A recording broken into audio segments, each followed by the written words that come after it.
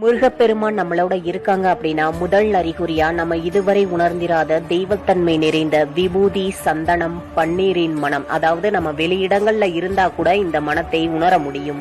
இரண்டாவதாக, முருகனை வழிபடுபவர்களுக்கு தானாகவே முகத்தில் தெய்வீக கலை தோன்றுமாம். மனதில் இனம் புரியாத மகிழ்ச்சி மற்றும் அமைதியை உணர முடியும். மூன்றாவதாக, பள்ளி சத்தமிடுவது. அனைவரின் வீடுகளிலும் பள்ளி இருந்தாலும் அனைத்து நேரங்களிலும் சத்தமிடாது. நீங்கள் முருகனை நினைத்து மனதார வேண்டிக் கொண்டிருக்கும் போது பள்ளி சத்தமிடுவது.